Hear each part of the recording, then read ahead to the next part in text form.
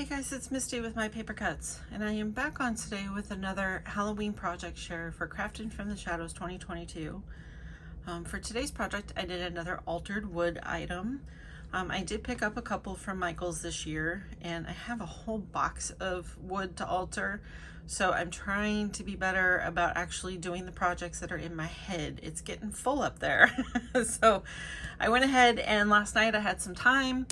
My foster dog and I were waiting out a pretty nasty storm that rolled here through Phoenix, so I got into my craft room and just grabbed one of the random wood things and started altering it. So I also, Tim Holtz inspires all the time. I love watching him. I get so inspired watching his videos. And one of the things he said hit home with me, and that's we need to stop hoarding our stuff. Even if we can't get it again, we need to stop. We buy it to use it, and we need to do it. And with his stuff in particular, with his consumable stuff, I do get a little hoardy with it. Especially the papers and such, because they are unique. And this is no exception. So I picked up this one at Tuesday morning. I actually had another one at some point that I used up. So when I saw this at Tuesday morning back in 2017, I picked it up again. And this is awesome. This isn't as awesome as grunge paper or grunge board, but it is pretty cool. So it's white and craft paper that has patterns printed with clear ink so that it can be resist. It's and it's all the patterns are in both. So you get one sheet of each pattern, one in white and one in craft, and then you can ink and spray and do all sorts of things, and wherever the shiny clear is will resist. So I braved it and I cut into one of the pieces. I still have 3/4 of the piece left. But I decided to go ahead and use some of it. So that was a big step for me because I do tend to hoard his stuff in particular. So the wood piece that I picked up at Michaels, I'll show you the back of it just so you can get an idea of which one it was. It was a skull with a raven on top. And this is what I've done with it. So I'll turn it so that the whole thing's in frame there for you. But so basically I covered the raven with just a black paper, but then for the skull, I traced around just the outside to get a piece that I could work with when I wanted to cover it. And that is the resist paper. So I'll let you see it up close here. I left the eyes, nose, and mouth in it while I inked it. And then once I was ready to go ahead and glue it onto here, I cut those pieces out because it just made it easier to work with, because especially down here by the mouth, that would have torn with all the inking and such that I was doing. But this is that resist paper. I inked it originally with pumice stone and weathered wood distress inks. And then I splattered it with a few different mica sprays. Just to add some shine, and because they're sitting on my desk from all the projects I've been working on. And then I stamped both the raven and the skull with this stamp set, which has this text in it that I keep going back to. I love this piece. I think this stamp set's going to stay out year round because I love this text. I think a big part of it is that this date is there, but I do love this stamp.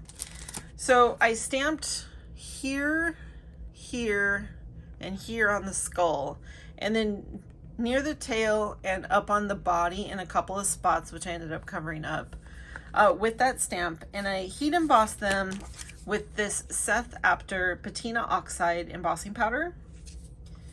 And then I used just my embossing ink and just went along spots on the tail, the head and beak, and then a couple of spots on the skull. And I hit that with the Chunky Rust from Seth Apter. So down here on the chin especially, you can see I hit it a few times for it to kind of build up and look really chunky. He kind of looks like he's been in a fight, but that's okay. Maybe he did. Maybe that's how he ended up in this position. Who knows? But I did the rust embossing powder. And then I did my clusters. So for the clusters, these are just some 49th and Market flowers. And across the top of those, I put a little bit of this stained wood matte wax from Prima. And that is what that looks like up close. And then there's some little tiny black flowers just to add more black on top that are tucked in there. And then there's a little bit of platinum stickles in the center of those flowers. There is some creepy fabric. This is the actual fabric from, this is not from Dollar Tree. This is from Walmart. This is the one that's more gauze-like. And I love this color of gray. But I was excited to get this in white and gray again this year from Walmart because it is more like gauze or cheesecloth. So there's a little bit bunched behind each cluster here. And then I also used, because this was also still out from me working on other projects, this set again, and I used this fern piece and the stick. And I added some black fern pieces. Hopefully you can see them behind the clusters there. A little bit more obvious right there. And then especially on the raven, because I associate sticks with birds, I added those sticks behind the flower. And then let's see what else is there. Okay, so then there is one of the chip word, I think they call them chip tiles or something, from Tim Holtz. I hit that with embossing glaze in Rusty Hinge because it kind of went with the rusty feeling of some of this. So that is how I changed the color of that. And then there's a little bit of jute twine, and again, that is because I had it out on my desk from doing my coffee cards. This is the apricot jute from Prima. And these little pebbles here, hopefully you can see those. Those are the Melange Art Pebbles, again from Prima. I don't know how they fit so many in these little jars, but I've used them several times and I can still barely close the lid. I don't know what witchery is going on there, but it's crazy how many you get in that little jar. But I sprayed some paper with the Moonshadow Mist in tawny turquoise. Again, that's just staying out on my desk. I keep reaching for it so often. So I just sprayed a white cardstock paper scrap with that and then glued the pebbles down and cut it out. So that is how those pebbles got their color. So you can see there is definitely a brown hint to those sprays.